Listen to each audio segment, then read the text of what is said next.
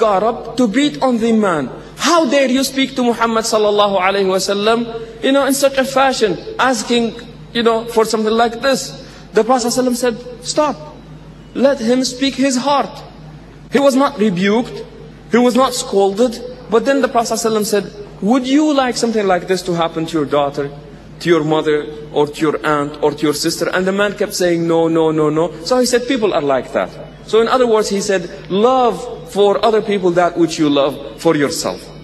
Then also it was narrated that the Prophet ﷺ, we all know the hadith where he said, oh young people, he who is able to get married, let them get married. Do you know the story behind that hadith? Said that Ibn Abbas said, the young bachelor companions of the Prophet ﷺ, their club was the masjid. They used to hang around the masjid.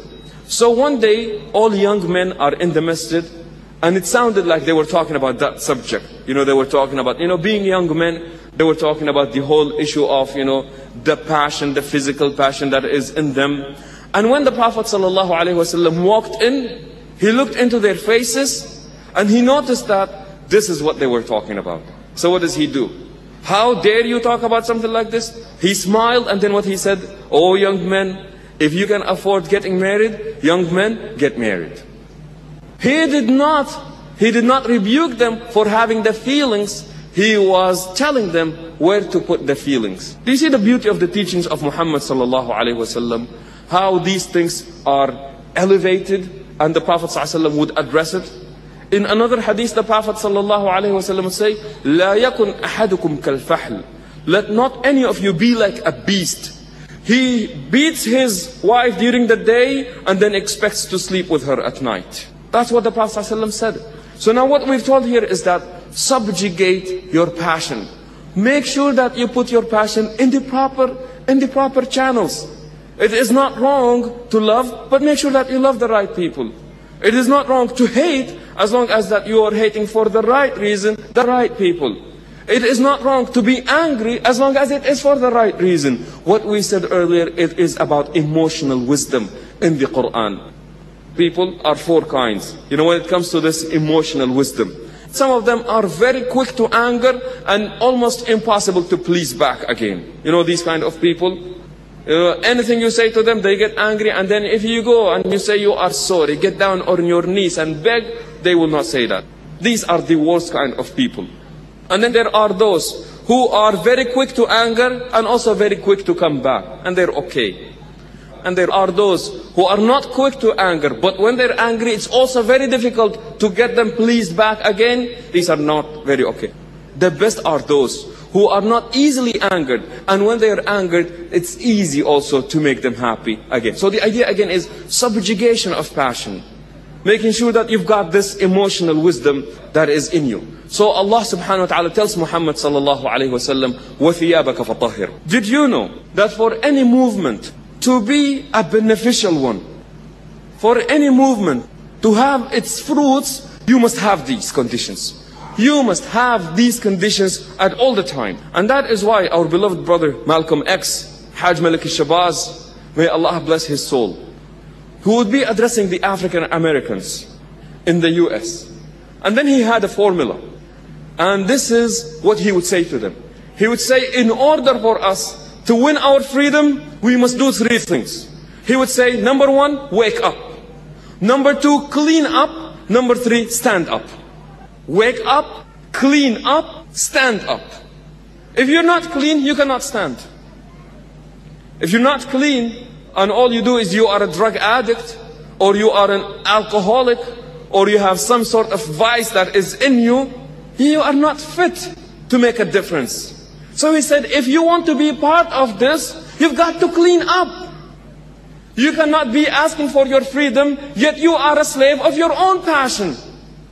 You cannot say that I want to be intellectually respected, yet you are an alcoholic, and every time you drink, you are giving your intellect. So he would say, you want your freedom, you must wake up, clean up, and stand up. And in short, this is what Muhammad sallallahu alaihi wasallam taught. Clean your heart. Ridges, ridges, vices. Muslim, that's not befitting to you. You've got to clean this. Stay away from it. And that is why the highest definition that was ever given about righteousness was about what? It had to do with this form of ithm. A man by the name of Ma'bada. One day he said that he wanted to ask the Prophet ﷺ about the concept of righteousness and the concept of sin. So he said that, you know what, inshallah tomorrow morning when I go to the masjid, I am going to ask the Prophet ﷺ about this topic. He gets up in the morning, goes to the masjid, but the masjid was already full. And there is no way that he can get to the Prophet ﷺ easily. So he starts pushing people out of his way. And people are telling him, Ma'bada, you came in late, sit down. And he said, no, I want to talk to Muhammad ﷺ. And the Prophet ﷺ saw him and he is smiling. He gets to him and he said, before he asks, the Prophet ﷺ said, Ma'bada, if you wish, I can answer your question before you ask it. And if you wish, you can ask your question and then I will answer it for you.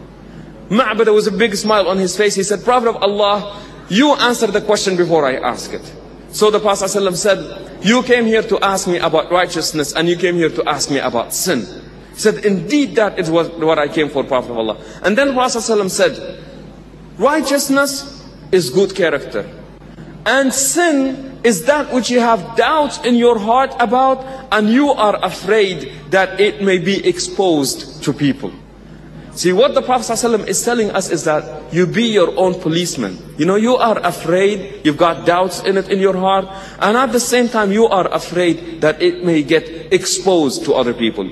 Now the way people are bought in movements is like this. They have a very bad expression in the US. They said, you know, someone is giving them a hard time.